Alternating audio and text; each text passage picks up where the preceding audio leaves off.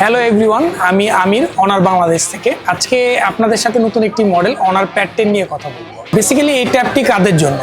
পড়াশোনা পারপাসে ইউজ করতে যাচ্ছেন এবং আপনি ট্রাভেল করতে করতে আপনার অফিসিয়াল পারপাসের কাজগুলো করতে চাচ্ছেন এবং ল্যাপটপের অল্টারনেটিভ আপনি ট্যাব ইউজ করতে যাচ্ছেন, যেটা খুব বেশি হেভি এবং ওয়েটেবল হবে না।